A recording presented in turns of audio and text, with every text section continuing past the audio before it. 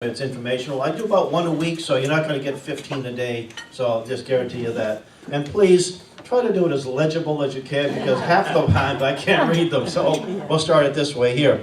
And I'm very honored to come down here, and I'm very grateful for all of you for coming out, listening to a conservative from Boston. Yeah, we actually have a convention every year in a phone booth, you see. But actually, there are a few of us still left in Boston. I'd like to think the number is growing. You still have phone booths up there? Wow. Well, if you can find the phone booth, you see. So, lots of talk about education. There's a story about a businessman who's in a diner, and he's reading the daily newspaper. And next to him is a high school, government school student. And it's a headline that says, U.S. students score 19th worldwide in math. And he's lamenting out loud, and he says, all the money we spend on education, more than the rest of the world, and we're still 19th. And the high school kid said, yeah, but at least we're still in the top 10. Anyway, I do want to ask to make sure that you visit the literature table, and that's one reason I'm able to do this. I'm a full-time staff person. Oh, thank you. We're Southern hospitality. That's right. So, I'm a full-time staff member. I'm the only full-time person, and we rely on the generosity and book sales and things of that nature. So I'm going to talk a little bit about Camp Constitution, and actually, Camp Constitution is actually a solution to the problems I'm going to be talking about. They said that about 80% of people under 30 vote for Hillary, and we're not going to keep this country a vibrant republic unless we all live forever and never die, or we still get those numbers down. And I like to think that we at Camp Constitution, that's one of the things we do. Here's a picture of our last year's camp with all these great. We had a lot more than this, but this is we had some people who would come during don't come for the whole week. You'll see Professor Willie Soon right here. He's one of the top atmospheric scientists in the world and one of the top climate realists in the world. You'll see, actually, Tom DeWeese was one of our instructors a few years ago, and he's going to be at camp this year because a documentary on Agenda 21 is going to be made. There's like 6 of us that are going to be in the documentary, including Lord Christopher Monckton from Great Britain, who is in this picture with his cowboy hat. He came last year. He wanted to come back again this year. He said, we don't have Christian camps in England. We don't have any summers in England, so we don't have any camps like this. And he's a delightful man. We have Joe Wolverton, who's a constitutional attorney, scholar, that will be here for the first time in our camp. Mr. John McManus will be there. Chris Ann Hall had been in the camp. She's not able to make it this year, but we have a great lineup. We have a Reverend Stevie Kraft from New Jersey, very dynamic minister, originally used to live in Harlem. And our motto is honoring the past. We're very proud of our nation. We're not ashamed to say that we love America, and we want these young people to be instilled in them. Teaching the present and preparing the future. And something happened here. It was going so smoothly, too. Let me see here. Media control shortcuts. Let's see. All right, maybe here. There we go. Here we go. We do have a special program for little ones from 5 to 11. We call the Patriot Camp. And we have a lady who's a member of the Daughters of the American Revolution that helps with that. And also Mr. Reverend Kraft's wife, who's a retired school teacher from New Jersey. And you see, one of the things you'll see at our camp, lots of smiling faces, because learning is a lot of fun if it's done properly. And this is another picture of our camp. It's a beautiful venue. It's at the Lakeside Christian Camp and Retreat Center in Western Massachusetts. And here you see the flag raising. We do every morning. We do a morning devotion, and we do some scripture reading, and they learn proper flag etiquette, raising it and lowering it and folding it and all that good stuff. And then you see the nice little mountainside there. And you can't see that picture, but we have super campers at the end of the week. We offer the 2 of the most outstanding, boy or girl, and we give them a full week scholarship for the following year. We have a publishing arm, and what happened was some of the things that we use in our classes were out of print. And one of our benefactors said, well, let's put this back in print. I'll pay for it. And he's been doing that ever since, the last 10 years or so.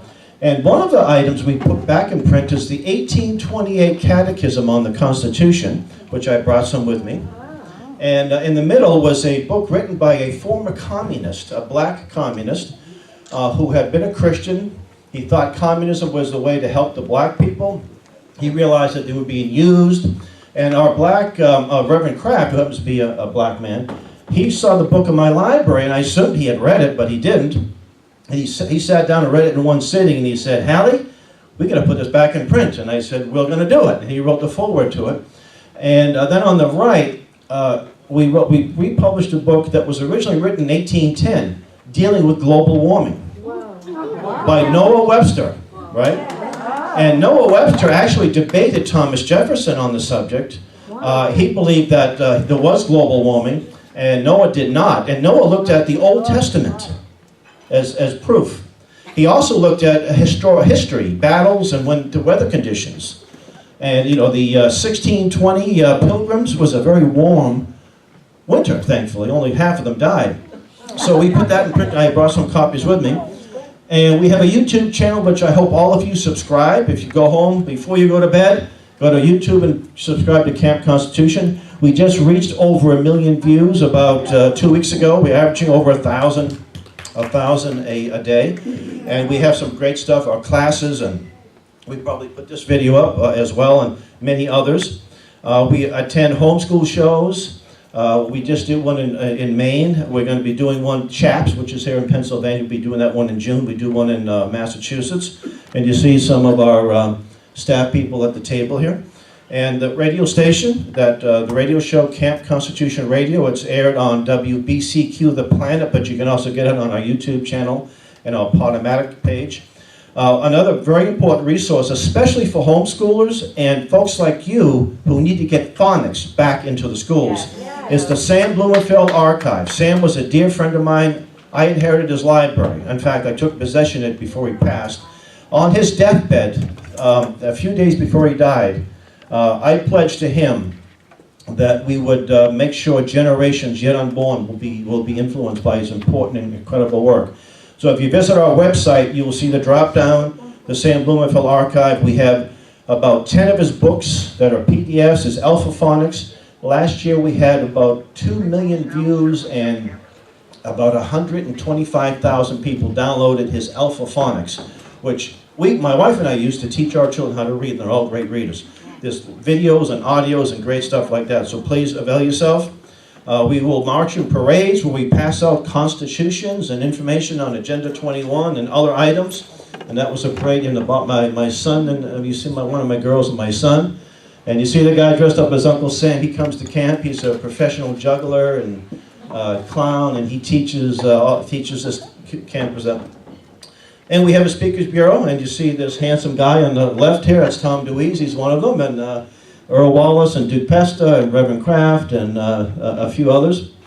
And we actually, we get in the media on a somewhat regular basis, but we make national news because of we try to get a permit to raise the Christian flag on Boston City Hall Plaza. Oh, great. They raised the flag of Communist China, they raised the flag of the rainbow flag, the transgender flag, and so forth and so on. And we did raise the Gadsden flag 5 years ago, no trouble, but because the Christian flag has a cross on it, the Latin cross. So we were told that we were denied based on the First Amendment, but Liberty Counsel came to our defense, and the case is pending. The judge we faced was an Obama-appointed judge, so you imagine we're not probably going to get satisfaction. But we think we're going to prevail, and I'm very glad to have Liberty Counsel defending us. And if you just do a search for Boston bans the Christian flag, you'll read the case about it. Pray about it. It's still pending. And the reason why they took the case, they said it will have nationwide ramifications. So we're very excited that we're part of this. And I had to do this because this is a First Amendment issue and, of course, a faith issue. And now here was an article that came out in November by a left-wing group, desmit.org. The Christian vacation camp where kids are taught by notorious climate science deniers. Lord Monckton and Willie Soon. I want to be listed, I'm just a climate denier. I want to be listed as a notorious climate denier. That's like being a 5-star journal. I'm just like maybe a 1 or 2-star. So I'm going to work hard to get. There was actually an open letter that went to President Trump to form a commission on climate security. Oh. And the man who would lead this is a great scientist, and Professor Willie, our own Willie Soon, but might likely be on there too. So I was asked, and Tom Dewey's also, his name was on there too. So we put our names on there, and it went to President Trump. Now, promote and protect the U.S. Constitution. One of the things we have to do is to read it. I'm going to do a pop quiz here in a few seconds, right? To understand it, but also your state constitution. How many people realize there's a state constitution out there? And it probably predated, you know, Virginia, it probably predated, although you wrote a new one, I think, after the Civil War, right? Most of the states that had slavery had to do that, change it. Massachusetts Constitution is the oldest constitution still being used in the world. And when every time I visit the State House, I always pick up a few copies. It talks about morality and piety being indispensable, and that you have an obligation and a duty to worship the great architect of the universe. And they're not talking about Bechtel Corporation, too, by the way. So we do recommend that you understand your state constitution. And here, as I get state of Virginia, and there's a copy of that I found online. Here we go. There was a man named de Tocqueville. We're all familiar with his book. He said in this book that it was rare, it was a phenomenon, not to find anybody that was not versed in the U.S. Constitution. This was 1840s, right? Before compulsory education laws were being introduced, right? But today, it would just be the other way around. Now, we set up information tables at various events. Homeschool shows, gun shows, Tea Party rallies, an event like this. And in order to get people over to the table, we got a few things. But one of the things is take the quiz, and we'll give you a free copy of the Pocket Constitution, which I brought with me. And we had I had a very interesting experience in Virginia, Lynchburg, Virginia. We had an orientation last June for one of my girls. We drove down, and I went to I like minor league baseball games, you know, they're inexpensive and it's sort of more good old Americana. And there happened to be a team there, the Lynchburg Hillcats. And Jerry Falwell's cousin was there. He was like, I guess he's the owner or part of the owner of the team. And a young lady was running for Congress, and she's passing out a pamphlet. Now, I'm always armed. In other words, I always have constitutions and other things with me. I'm not educational bullets, not necessarily, which is good too, to have the other kind of arm. And I said, let me have some fun with her. So I asked her a few questions. I said, where do you find the job description for a member of the House of Representatives? She looked at me like, you know, deer in the headlights. I said, well, let me rephrase that. Where would you go to find out the duties and the things that you're supposed to do as a member of the House? And she looked at me and she said, online? Oh my God. I says, well, you could find it. She had no idea, but she's running for Congress. Some of you might remember Scott Brown in Massachusetts. He had that special election and he won the election. He served 2 years as a U.S. Senator. Then he lost in the regular election. He moved to New Hampshire. He came by our information table. I said, Senator Scott, how you doing? I said, could you take our 10-question quiz?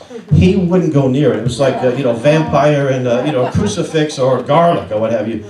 He probably would have failed it, as most people do. And we don't do this quiz to make people feel stupid. We want to educate them. If you don't know where you are, give me a science test and I'm not going to do so good. I guarantee you that. History, okay, geography, but science, not so much. Which amendment protects the right to keep bear arms? Everybody knows that, right? But the word protects. Now, at a gun show, everybody gets that right. But then it goes downhill very quickly from there, okay? What is the age requirement for the U.S. Senate? 35. Oh, see, I know this group knows, right? I had a guy running for the U.S. Senate in Massachusetts, in New Hampshire, Jim Rubens. He got an 80 on it, but he didn't know that it was 30.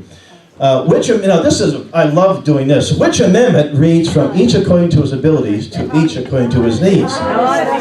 Well, so many people tell me, well, that's a trick question. I said, not if you know the Constitution, it isn't. There are a lot of conservative people that will put, I think that's the 5th or 6th or 8th. I won't do them all here, but one of the most important ones is the last one. Which branch of government declares war? Now, we all know it's... And then there's a follow-up question. You know, that's why it's great to do it, because there's more things. I said, when was the last time the United States declared war? And most people might say, they'll say the Gulf I or Gulf II, World War II. And then the follow-up question is, well, then why have we been in all these wars since World War II? And I explained it to them. I said, because in 1945, Congress passed the UN Participation Act that basically said when the UN Security Council wants us to go to war, we will send our troops to war. Do you remember Daddy Bush during the first Gulf War? He gave he was speaking somewhere, and he said that I would love congressional approval, but I'm going to a higher authority. He wasn't talking about like the kosher guy, Kosher Franks. He wasn't talking about God. He was talking about the UN. You see. So then I got a question here. Where what branch of government has the power to regulate education? None. Now, on our website, Camp Constitution, we have a download section. There is a book. It's called Formation of the Constitution, Formation of the Union under the Constitution. It's a free download. It was published in 1941 by the U.S. government. Now, who was in control of the U.S. government in 1941? Ron Paul was, right? No. It was the New Deal Democrats, Franklin Roosevelt. Well, this book, I picked it up at a library for about $1, one of these library book sales, you know. And by the way, there's some great stuff on the Article 5 Convention, which I've never seen anywhere else. John Hancock was a strong opponent of an Article 5 Convention. He wrote what they call a circular letter that went all over the colonies. Now, he's the guy that signed the Declaration, so he had a lot of authority here. Now, in this book, there's a little sort of a catechism. And they asked the question, what role does the federal government have in education? And what did the New Deal Democrats, how did they answer that question? Anybody have any idea? The same answer you just gave me, none. So what has happened since 1941? There's no amendment. Well, no, John Dewey was, he died in the 1930s, didn't he? His influence was very much there. He might have, yeah, I think he was 80s and 90s when he passed too. Nothing, but it's it's because we forgot the Constitution. There was a Department of Education that was basically an office, and their job was to compile statistics from the states. It became a cabinet level position under Jimmy Carter. And I don't know how many presidents have said they were going to abolish it, you know, but they haven't. But this is a funny aside. Congressman Ron Paul, this was probably, he served 3 or 4 terms, and then he got out and ran again. But he tried to get a bill passed, and he wanted to officially change the name of the Department of Education to the Department of Public Education.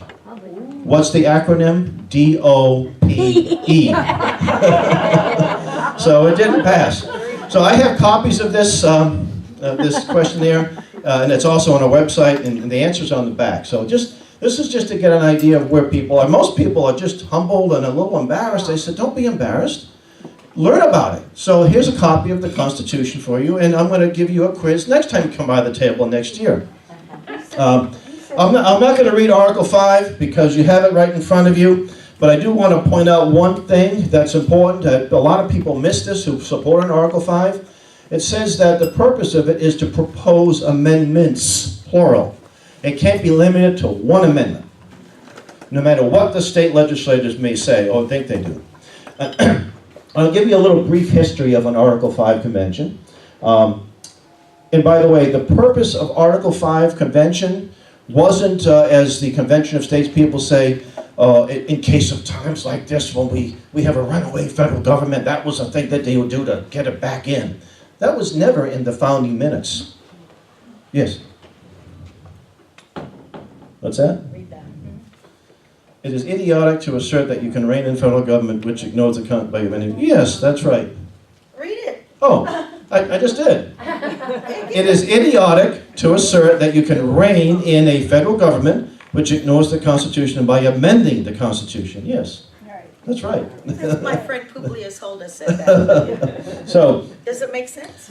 yes, the purpose of it was to correct defects. And they did figure that there'd be some defects, so some defects might come up. They didn't think that they had a perfect document. I mean, I think it's a pretty excellent document, but they realized that there might be some issues. In fact, there was no way to appoint a vice president if a vice president died in office. And that wasn't done until the 25th Amendment, see? So that was, you can say that was a defect. So the first applications for an Article 5 came out once the Constitution was ratified. Virginia, before there was actually a new government, Virginia and New York were two states. And as I mentioned to you, John Hancock said, we don't want this. And James Madison, the father of the Constitution, you should pay attention to the father of the Constitution, don't you? He said it would be a bad idea. He wrote very much against it. Also, Charles Coatworth Pinckney. And they're going around saying that he was some kind of big advocate of these kinds of things, and he was against it. Elbridge Gerry would not, even George Mason. George Mason wanted to have an amendment process without any congressional oversight. And that was one reason why he left the convention, and you don't see his name on as one of the signers. So in the early years, for the first maybe 100 years, all of the applications were general, because they realized that the state's job is just to apply for one. You have one. Whatever the purpose is, that's up to the delegates. 1890s to 1915, we were just 1 or 2 states away from a convention for the purpose of the direct election of senators. That was a big mistake at that time. You talk about taking the power from the states and giving it to the federal government. What happened was, members of the Senate were voted on by the state legislators. So those 2 senators were basically ambassadors. And before you had income tax, the taxes were broken up, apportioned. So if the population of the state of Virginia was 20% of the country, you paid 20% of the tax base. So those senators were very reluctant to vote for expensive things. The members of the House could promise their constituents the world, but the senators had to, hey, Governor, here's the bill, now we got to raise the money. So that was one thing that took the power away from the state legislators when they did that. So from the 1970s to the 80s and ongoing, well, actually in the early 80s, we were 2 states away from having a convention, and there was a big push to have what they call a balanced budget amendment. And let me address that for a second. I mean, when I first heard, I've been involved in this since 1988. And when I first heard about it, what is wrong with a balanced budget amendment? Don't you think it's just the right thing? You always got to, that's right, you always got to read, you know, the fine lines. Right? So, Just like the Affordable Care Act. that's right. A balanced budget will not end taxation. No. In fact, you would simply just print more money because they have the money, the power to do that through the Federal Reserve Bank. Also, there's a couple of escape clauses in all of the proposed amendments that I've read. And those are 1, in time of war, and 2, in time of a national emergency. Now that's a dangerous thing, because the Constitution does not mention national emergency, does it? Look in the Constitution. And they've been declaring these things for over 100 years. That doesn't make it right, because it's been declared. In fact, as much as I think we need to have a secure border, I don't think Trump had to invoke a national emergency. He could have just invoked Article 4, Section 4 of the Constitution. We has a duty to protect states from invasion. See, if he had me as an advisor, I'd say, hey, President, don't worry about what the Senate and the House would do. Just do the job. That's your duty. You don't have to get it. And the problem with if you have an amendment that balances the budget and the national emergency clause is there, this is just what you've done. You've made a national emergency constitutional. And you've given Congress or the President no incentive to ever get out of one. So all that work you've done to convince legislators that we need a balanced budget amendment will be done and void. I mean, all the time and money, and some of these folks who support one have spent a lot of time attacking fellow patriots. To me, you're not a patriot if you're viciously attacking fellow patriots. You're burning bridges. So we were 2 states away, and Don Fotheringham, you mentioned earlier, played a key role, going around the country testifying, and we got a number of states to rescind their applications. Alabama, they actually, yes, that's right, because the Constitution was on the chopping block. Along with Phyllis Schlafly, though. Phyllis She Schlafly, worked very absolutely, and hard. I'll definitely give, a lot of people will get credit, I guarantee you. Alabama and other states started rescinding their applications. Actually, there was a black gentleman lived in south side of Chicago. And I never met the guy, and he had a telephone. He didn't have any internet in those days. And he went around calling all legislators all over the country.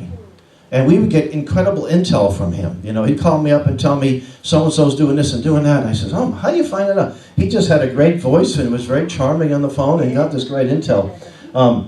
Anyway, in 1989, Nevada, they rescinded their application, and they said it was based on fraud. The information they gave us was fraudulent. So that was pretty strong, a strong worded resolution.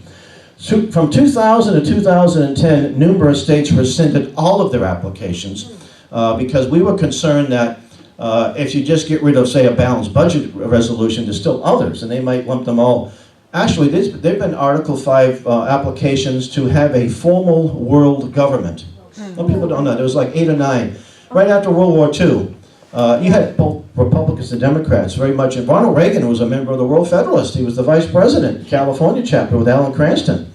And they were very active. They were actually considering, you know, they were advocating this thing called a one world government. I thought we were just conspiracy kooks who said that. They were advocating it back in 1945. You know, do the research. There was a book called One World by Wendell Willkie. Oh, I remember Yeah, that. yeah. So he was, yeah. So in 2010, this is the rebirth of the most recent Article 5 convention movement. There was something in Harvard Law School called the Convention on the Constitutional Convention. That was how they built it. Today they'll say, oh, it's not a constitutional convention. It's a convention of states. No, it's not. It's a constitutional convention. And it was okay to say it back in 2011. But they want to confuse people, and that's why they changed the marketing strategy. I tried to be there as a panelist. Now, I don't live too far from Harvard. I'm about maybe 7 or 8 miles, far enough, you know. And they wouldn't return my call. They wouldn't return my email because they knew that I was against an Article 5. I did get media credentialed, and I spent one day there, Sunday. We were not allowed to videotape inside, but we could videotape outside. And there were 2 people that sponsored this. A left-wing professor, Larry Lessig. He was an advisor to Obama. In the early 90s, he wrote in a law journal that the Constitution should be changed. It should be repealed. We need a new one. He was also a Bilderberg attendee a few years ago. And it was interesting, too, because he said, oh, I don't know who these people are. Oh, sure, Larry, you don't know. And you know why? And what did you say when you went there? Non-attribution. We have no idea what he said because the people aren't supposed to say. And the other man was Mr. Mark Meckler of the Convention of States. Now, I don't know what Mark Meckler looked like at that time. I might have bumped into him. No, I was outside with my trusty little camera, and this was September of 2011, so it was still kind of warm out. And this is a guy that was interviewing Lessig. I didn't know who he was at the time. His name was Cenk Uygur. I know a whole lot more about him now. And I caught their little interview. And Uygur was asking him about a runaway convention, and they both laughed, hoping for a runaway convention. Uygur admitted that the original one, the first one, was a runaway. And see what we got? Wouldn't it be good to get another one? Ha ha ha. So, and they'll deny that that's what they'll say, oh, that's a conspiracy theory. But I got you on camera, you own it. So it's up on our YouTube channel too. In fact, it's up on the Wolfpack YouTube channel, the Young Turks. The Young Turks is the group that Cenk Uygur formed. If anybody knows anything about the history of Turkey, the Young Turks were responsible for genocide, you know? And so he names it, and he's originally from Turkey, and he was raised here most of his life. So he's a very odious individual. The first man that ran his organization was a man named Ryan Clayton. Now, do you remember a few years ago, there was this guy that was at the Capitol building in D.C. and he was throwing Russian flags at Trump, and he said, Trump for treason? That's Ryan Clayton. I said, he actually threatened to sue me, so I'm kind of honored that he thinks that much of me that he wanted to do that. So, so that was the beginning, the rebirth of that. And at this event, there were the coffee party, There was a number of left-wing groups there. There was Wall Street, what's that group? Occupy Wall Street. They had representatives of Occupy Wall Street there, and among others. And so I'm just sitting in, taking some of the notes and what have you. 2012, the Goldwater Institute. Now this is named after Barry Goldwater, the U.S. Senator, who was also, I believe, was he a pilot? I believe he was a pilot too. Very patriotic American, who was against an Article 5 convention, by the way. They advocate this thing called Compact for America. And it was sort of a backdoor approach to an Article 5 convention. By the way, this national popular vote is unconstitutional because Article 1, Section 10 says that when states form compacts, they have to have congressional approval. If they don't have that, it's null and void. So, and then 2013, 2014, Wolfpack, that's the Cenk Uygur. And by the way, Cenk Uygur is a real detestable human being in my opinion. There was some hurricane down in Louisiana, and some of the refineries were destroyed. He's gloating over it. He's happy about it. That to me is someone who's happy about destruction is someone to me who's an enemy of our country. He's not some kind of friend of our country. In the Convention of States. And they do work together. They may deny it, but I can witness it. They started getting states to introduce resolutions. Now, under Article 5, the governors don't have any say. It's the legislators. And they need 2/3 of the legislators to have, in order to have enough for a convention. So from 15 to current, numerous states have introduced applications for an Article 5, the Balanced Budget Amendment, Wolfpack, ALEC is the American Legislative Exchange Council. They call them smart Alecs. Now here are some of the arguments used by the pro-Article 5 people, and I think there's a lot of good people involved. I want to make sure that I have some friends. I say, you're a great guy, but you got a blind side, you know, on this one. So and I've been able to convince more than a few legislators that had formerly been in favor of one. In fact, there's a liberal Democrat who doesn't like me up in New Hampshire. He actually sent an email to a sponsor of a resolution, said, if you change a few words, I'll give you 200 votes, we'll pass it next year. So I thought, oh yeah, so, an out-of-control federal government. I grant you that we do have that. I grant them that. But we also have out-of-control state governments. And that's why we have an out-of-control federal government. And adding amendments, they're deliberately ignoring the Constitution. And you're not going to be able to rein that in by adding more amendments to the Constitution. I use the term making the Constitution Common Core compliant. Think about it. This is a document that was created by classically educated people. They believed in moral absolutes.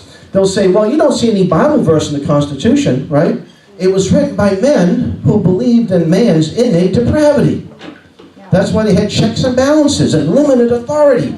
This wasn't written by socialists. It wasn't written by anarchists. It wasn't written by Marxists. It was written by people who had a Christian worldview, or you can say Judeo-Christian worldview.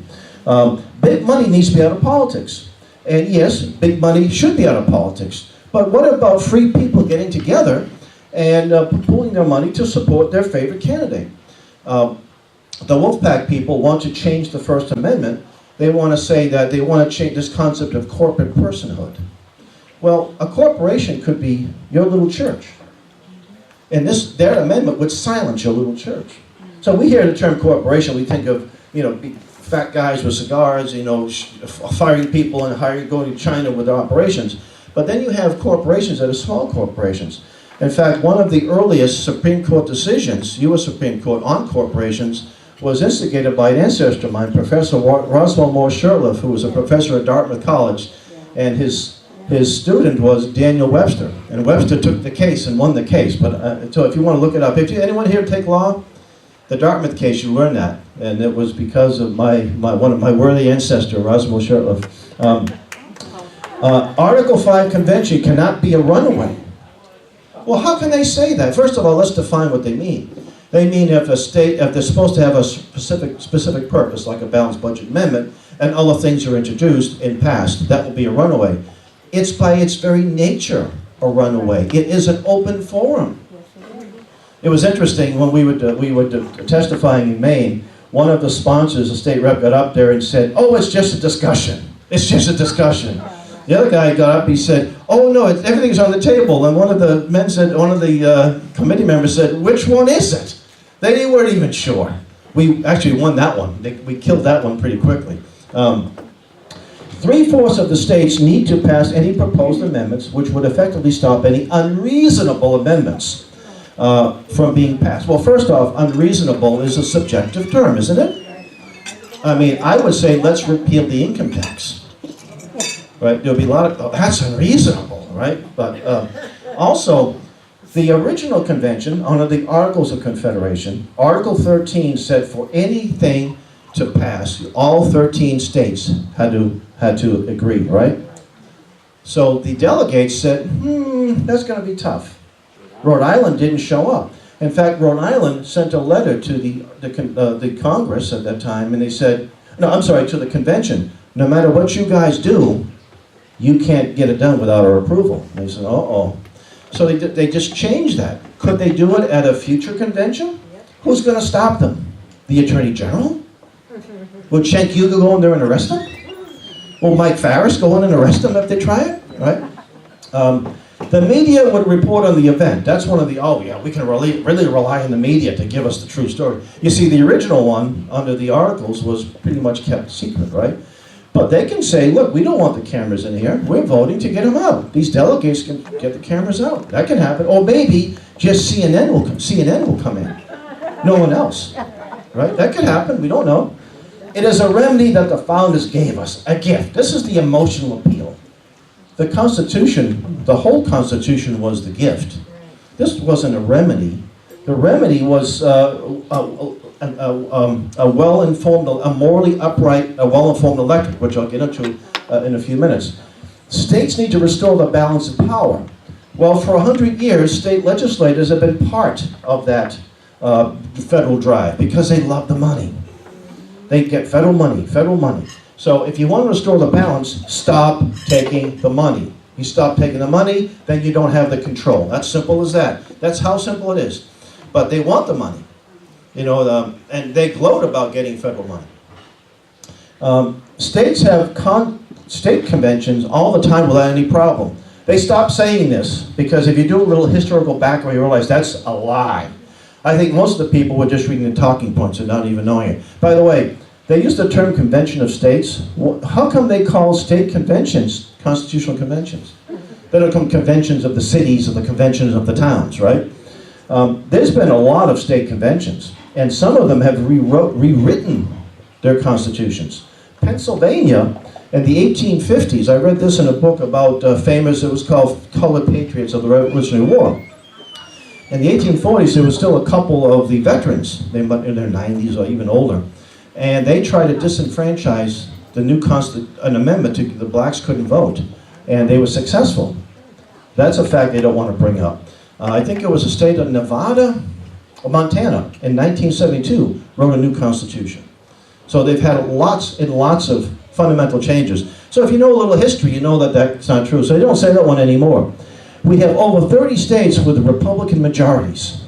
So we're supposed to be focused. Now, I don't know what it is. This is a few years ago. I don't know what it is now. But that could change 2 years from now. And Republican majorities, Governor Baker is my governor in Massachusetts. He's as far left as you can get. I mean, I think he's about to sign this ban on counseling for transgender teenagers. You know, it's a horrible violation of parental rights. Third parties get more control over your children than you do. The founders' generation wasn't as moral as people believe. Well, maybe they were sinners saved by grace. There's no question about that. But we have like a 50% divorce rate. We have, thankfully, the murder rate's gone down. The theft rate's gone down in the last 15 or so years for numerous reasons. But I would say that they were a whole lot more moral today. I mean, then than they were today. I think that's pretty much without question. The Supreme Court has reinterpreted the Constitution, so we need a batch of new amendments to set things right. Now, that's one of the arguments. In fact, Mike Farris has proposed 50 Supreme Court justices, one from each state, to serve 8-year terms. A lame duck Supreme Court, 50 of them. That's somehow going to make things better? And by the way, who controls the Supreme Court? Well, no. Article 3 of the U.S. Constitution. Congress can limit their appellate jurisdiction. They can do that. They can pass a law and say, Supreme Court can't hear this case. Most people don't know. You don't need an amendment necessarily to rein in the Supreme Court. They can also be impeached. Now, when they come out with a decision, do they have an army? Do they have their own police force? So who enforces it? The Attorney General is supposed to enforce a Supreme Court decision. That's totally unconstitutional. So Roe versus Wade was a decision that struck down laws in many, many states. That's unconstitutional. Now, when they said that putting the Christian flag on City Hall Plaza, they said it was a violation of the First Amendment, I responded, I said, do you really think that Trump's Attorney General is going to come here and arrest the mayor if we do this? Do you really think that's going to happen? Kind of ridiculous. So I think Roe versus, if these states just pass laws and say we're just going to, no abortion or whatever, it's up to the Attorney General. U.S. Attorney General, he said, I'm not for it. It's a Supreme Court decision. It's not a law. And many of those states still have those laws in the books. They never, and that's why some states, there's some of the leftists are very concerned that Roe versus Wade will be overturned, and that's why you're seeing some of these real horrible infanticide bills going on, laws being passed. Like your governor, oh my goodness. They call him Governor Gosnell, right? Have we all seen the Gosnell movie? Yeah, so you know what we're talking about. Yeah, Governor Gosnell. The Constitution is outdated and no longer valid for our times. That's something that a lot of people on the left believe, but there's even some people on the conservative side that believe that.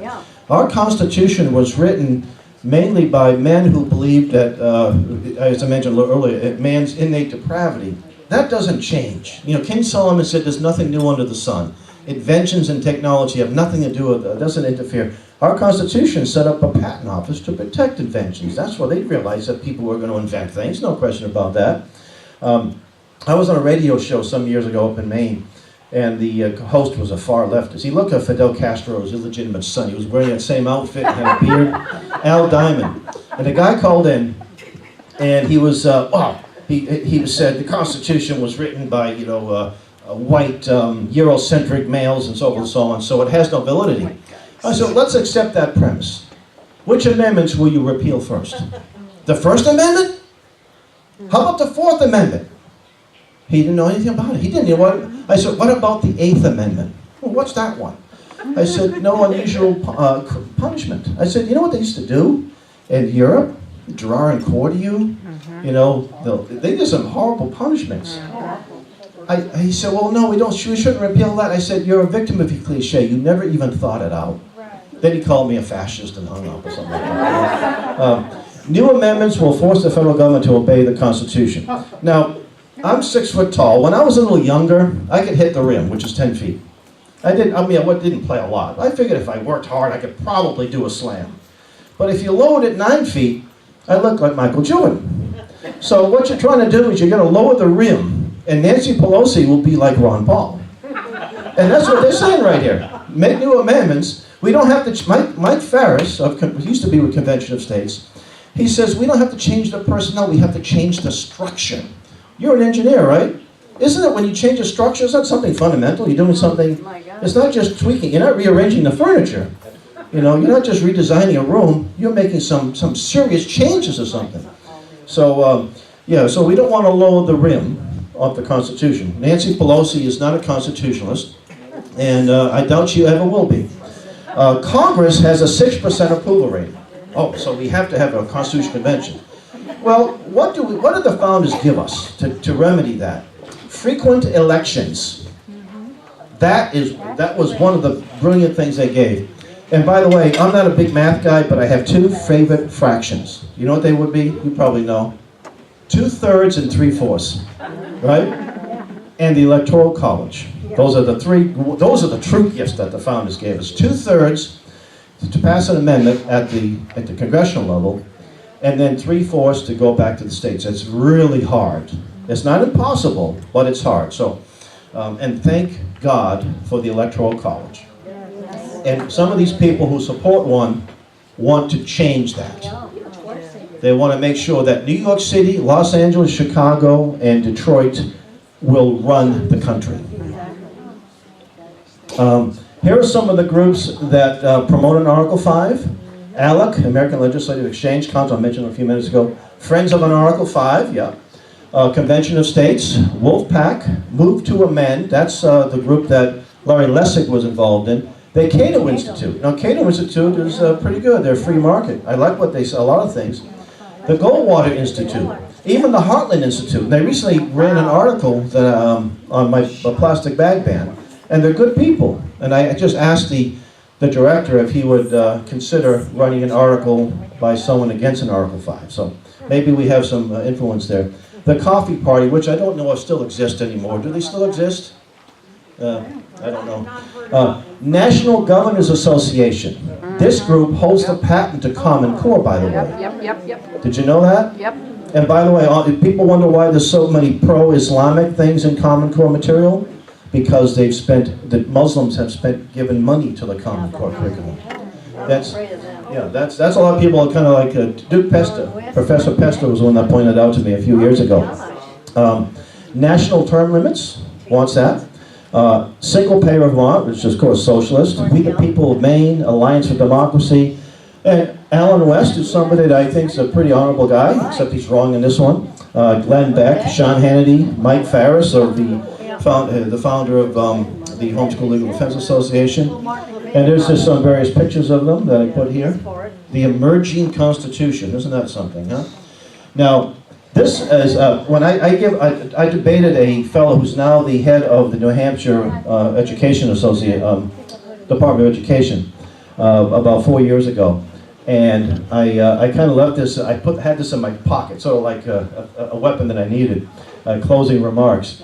Mark Meckler is the founder of Convention of States. He travels all over the country, he gets on the neocon talk shows, hosts, or what have you. And he was also involved in something called Living Room Conversations. Do a little search. Living Room Conversations is a Delphi Technique organization. It's led by Joanne Blades of MoveOn.org. We all know who founded that, right? Who funds that, right? Mr. Soros. And he is a champion of this organization. Now, if you saw me at Living Room Conversations, and I would say, yeah, I'm on the other side. I must be on the other side, right? You don't find Tom DeWeese as a champion for Living Room Conversations, do you? You don't find Seville as on this, okay? But we find Mark Meckler there. And he said something that was the best argument against an Article 5 convention that I've ever seen. He says, I am, and oh, by the way, Van Jones is also a champion of Living Room Conversations, okay? He was going to be the Green Czar, and he was so far to the left, even Obama had to pull his name. That's how bad this guy is. Now he's on, what, NBC? CNN, yeah, okay. I am an enthusiastic champion for Living Room Conversations because over the last several years, I've come to realize that the largest divide in this country is not between the citizens of one party or another, but between the citizens and the ruling elite. The ruling elite. Oh, but you don't believe in conspiracy theories, right? The ruling elite, deep state, interchangeable.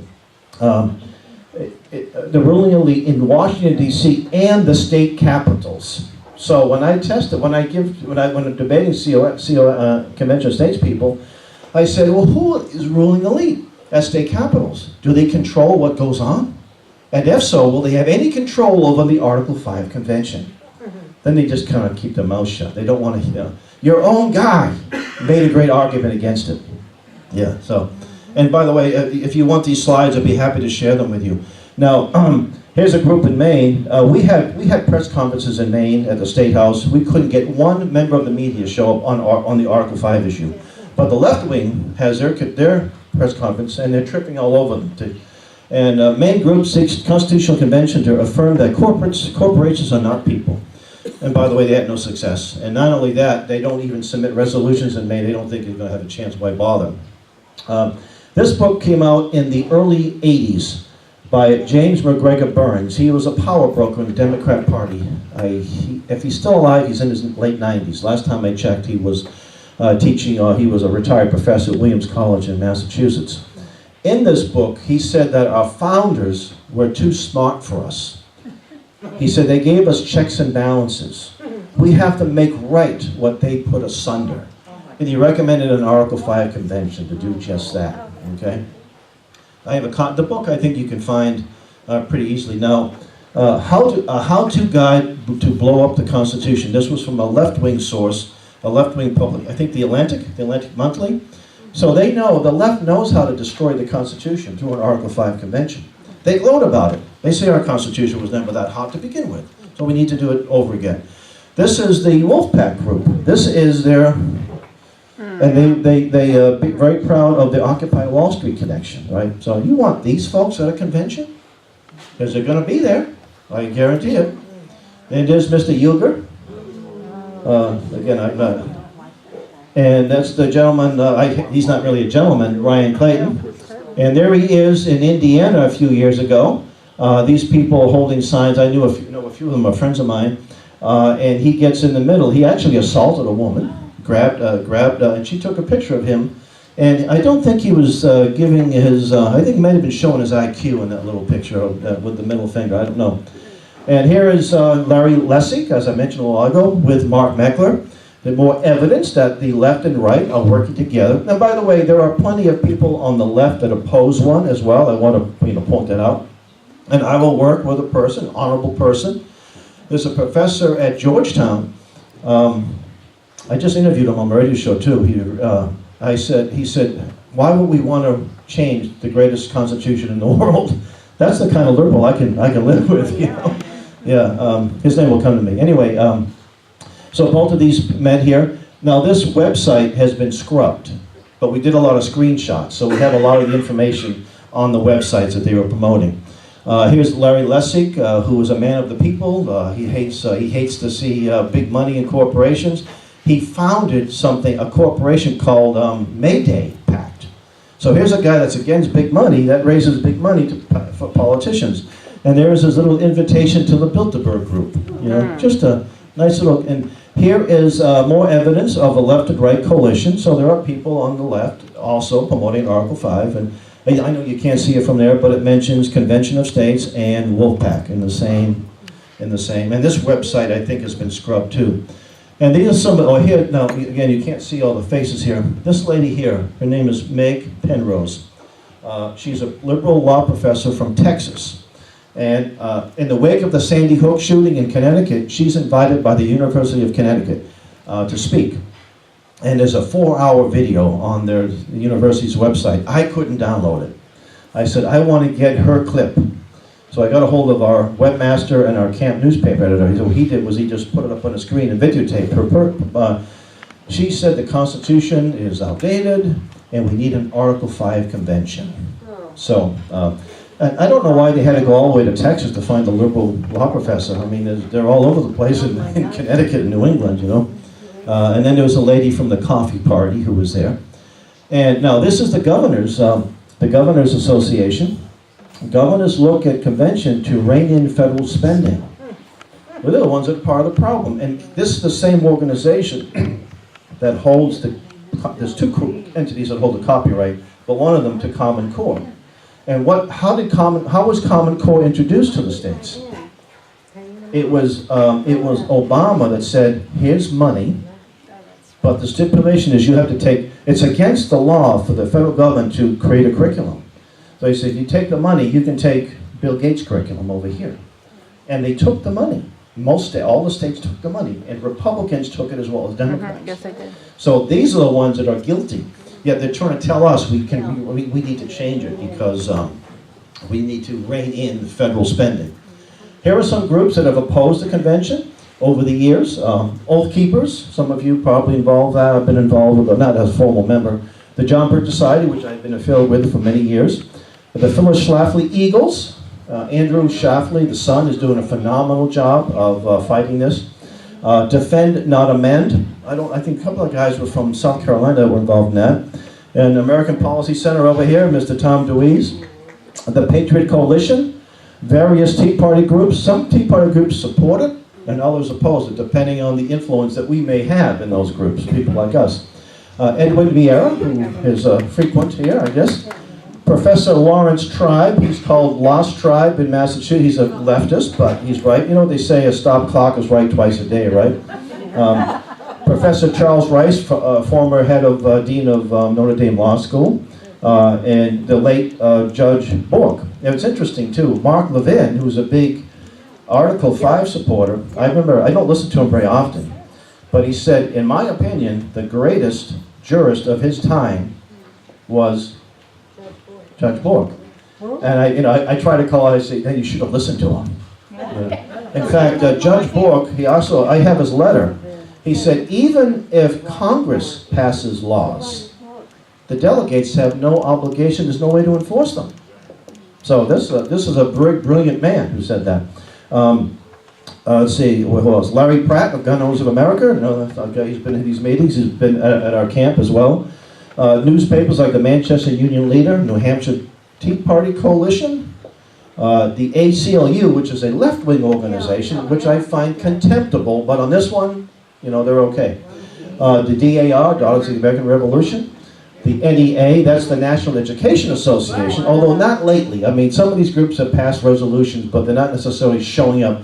There are lots of times when I'm at a hearing, and there's only 3 or 4 of us, they all cite as 30 or 40. And they're flying people in all over the country. They fly first class, they spend their nights in 5-star hotels, and I gotta borrow money from my son to put gas in my car with 250,000 miles, you see. But we still beat them. We still beat the day. We still won them. The VFW, American Legion, the National Farmers Union, Campaign for Liberty, that's the Ron Paul entity, and the NRA, which has not come out strongly, but they have in the past. But there's also the National Association of Gun Rights that has come out strongly against it. This is a letter from, Phyllis Schlafly, Cleon Skousen. Cleon Skousen was once in favor of an Article 5 convention. And in the early 90s, or late 80s, he wrote her a letter. She invited him to come to a forum, and he said, I can't, and he said, we've only had one disagreement all these years. He said, but I was right and you're wrong. I've had people telling me who support Article 5, this was a fraud, this was a fraud. Well, I met a lady who said, I was there when she opened the letter. This was a legitimate letter from Clear, this was no fraud. So how will the delegate, here's some questions that you should ask your friends who might, or legislators. And I know Virginia just shot it down, so pat yourselves on the back, right? Who will be the delegates? There is no legal process to appoint them, right? Some of them will be maybe elected. They could be appointed by the state legislators. Will members of Congress be delegates? There's nothing in the Constitution that forbids that. Now, they can't be members of the presidential cabinet unless they have to resign. They can't serve too. But there's nothing that says they can't be a delegate at this convention. State legislators are always delegates at state conventions, so why wouldn't they be? And if Congress is our major problem, why would you want the people that are causing the problem at the event that's supposed to rein them in? There's a little logic there, right? How are they chosen? By states or by Congress? Will Congress decide, pass a law, and say, this is how you do it? Who will write these amendments? As I think you said a little earlier, George Washington will not be there. James Madison won't be there. How many people that share their worldview? I would say maybe 10%, maybe none, maybe 10%, right? Maybe a few more.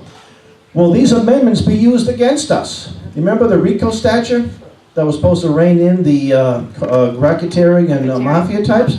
They went after pro-lifers with that, right? Will delegates compromise? Hey, you vote for this amendment, I'll vote for that one. Oh, that won't happen. I don't know. Will delegates ignore their state's instructions? They have no legal, even if a state passes a faithful delegate, what are they going to do? They're going to send state troopers down? Unless that crime is committed in the state, they have no jurisdiction, right? I mean, that's, you go over you're speeding, you go over the state line, and hey, I'm over the state line now, right? There are some pursuit laws, but so the convention's held in, say, Philadelphia, and your delegates said you can only vote for this amendment. Hey, we did this. We committed this crime in Virginia. You have no jurisdiction. Sorry, nothing you can do about it. And how would you even know what we voted for if we keep the ballots secret, right? So you don't even know what we did, right? Will it be one state, one vote, or by electoral votes? What I mean is that, how many electoral votes does Virginia have? 13. 13, okay. California has, what, 50 plus? Texas has a bunch. Some of these small states like New Hampshire, that's when I go up to New Hampshire, when I testify, you may only have 4, but California has 54. Now I said, I can't say that's going to happen, but it's a possibility. In fact, there's been some proposed legislation doing just that. It didn't pass, but there's nothing that saying it wouldn't. It's because we have to be democratic. You see, we have to be democratic about it. Will special interest have any impact? No. Right? The same people that want to do away with special interest groups are the ones that are going to be influenced, right? Larry Lessig formed the Mayday PAC and spent an estimated $2 million in New Hampshire elections.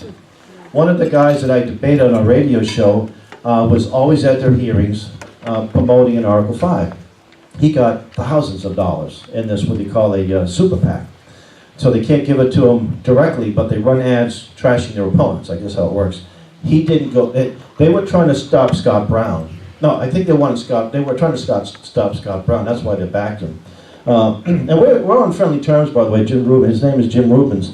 But even all that money didn't have an impact. That's why I say a little bit of truth is worth a ton of lies. An ounce of truth is worth a ton of lies. I'm almost done, by the way. If states can't get their house in order, how can they expect it to get the federal house in order? You know, the biblical man, Jesus said, before you take the speck out of your brother's eye, take the log. Of course, the federal government has not logs, but tons of bricks and forest in their eyes. But the states better get their act together, or we're not going to get the federal government together. Balanced budget, I already mentioned why a balanced budget amendment is a bad idea. I'm going to talk about a term limit amendment. And I understand, I don't like these well-entrenched people who seem to be there forever. The founders, the Articles of Confederation had term limits. And at the convention, they thought it was a bad idea because you get the bad guys out, but you also get the good guys out. Now, well, not really. We get some good guys. Ron Paul would never have been in Congress, and he's launched a movement. If it wasn't for his being in Congress, it's also a question of experience, and the founders talked about that. That you fly on a plane, would you want 2 rookie pilots, pilot and co-pilot? Would you want someone with a lot of experience? You go under the knife. Oh, these are, the old doctor was term limited out. You see, he's been here 10, 12 years. So I'm just out of medical school. Can you get the old guy back? He might know a little bit more about it, you know. So that has something to do with it, and that's what the founders thought, that you would have people who were schooled and knew the ropes. See, the good guys can do a lot of stuff too. Who was the delegate that was here? Bob Marshall, right? Yes. Boy, that guy was a sharp guy. How long was he in the Virginia legislature? How many years? 13. Should he have been term limited out? You would have lost a guy like that. All the good he's done. So, also, you've got a permanent lame duck legislature.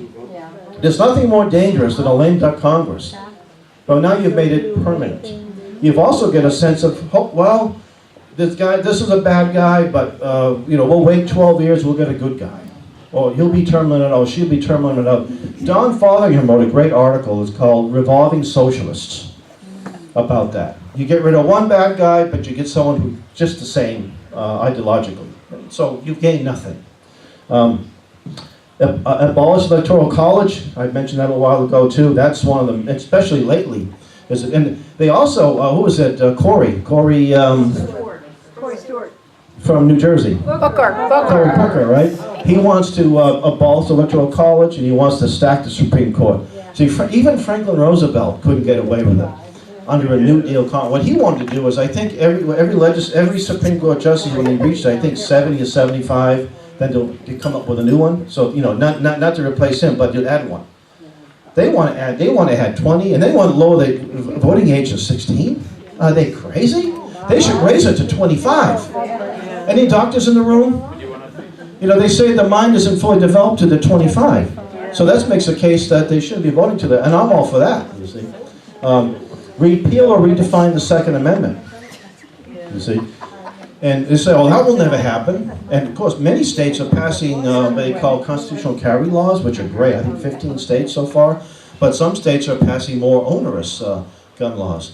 I mentioned, okay, so, and this one here, I can't read it, but Hawaii, they passed this resolution, I think this was an older one, but they just passed it, I think in the Senate, to repeal the Second Amendment.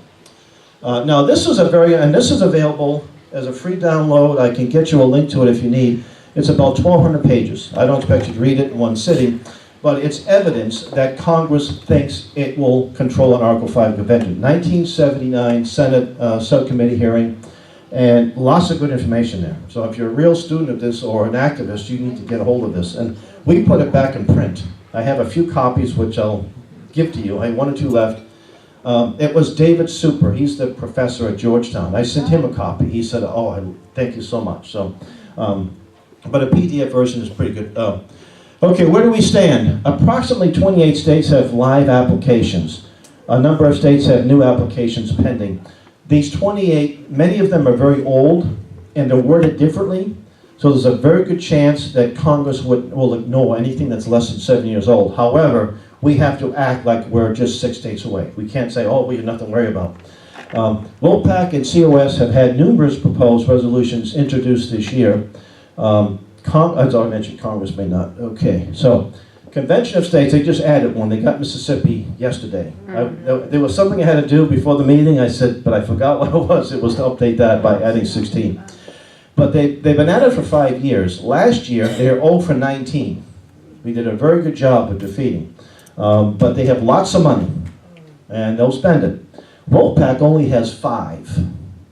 And in New Hampshire, they decided to just try to introduce a resolution that is nothing more than asking Congress to pass the amendment without any teeth in it. In Massachusetts, last year, the committee voted unanimously in favor of the WOPAC resolution, unanimously. There were like 80 co-sponsors in the House and Senate.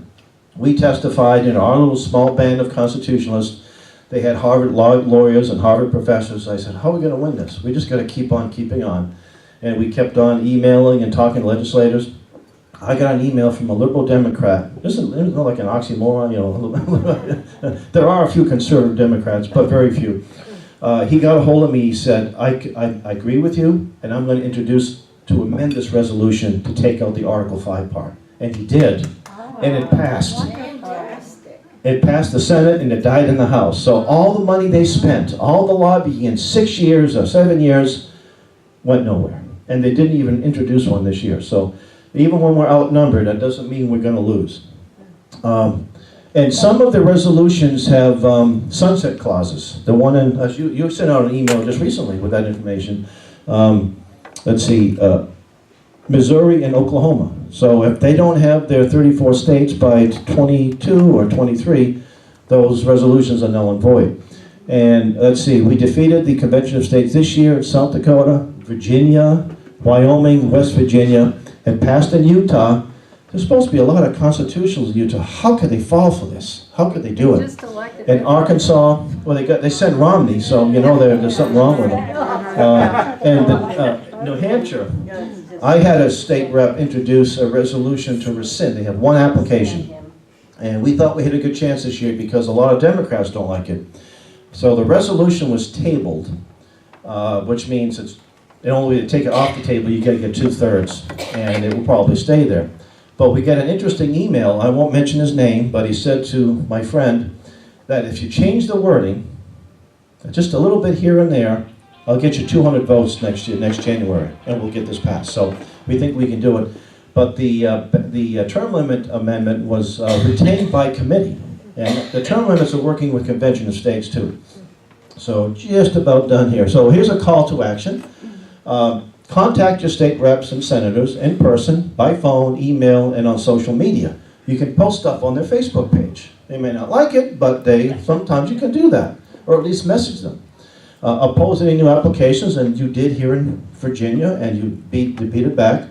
I started a Facebook page, I think in 2010, called Stop the Constitutional Convention, and we have a lot of people around the country that update that. Now, for those of you who want to give me your email information, we have a wonderful network of mainly ladies, Sue Long being one of them here in Virginia, a lady by the name of Judy Kaler in California, Publius Hulda, and now that you're on that list too, I believe, Don Fotheringham. And Judy doesn't sleep. she's up all night long, and you get an email from 4 in the morning. Now, she's in California too, right? And it will say, you have to, this particular state, here are all the emails, here's the talking points, you need to do it. And we've had a lot of success. If you'd like to be part of that, you can sign on. In fact, Connecticut had an event just yesterday that I found out through Judy in California. So in my own backyard. Call to action, pray. We need to ask God for His divine protection and ask Him to bring us allies into the fight. Distribute information, and I've got some here that are free handouts you can take. You go to our website. We also have some handouts, some downloads on our website. Write letters to the editor, which is still a very, and a lot of newspapers, all newspapers are online too, so you can put that letter online, right on their Facebook page or what have you.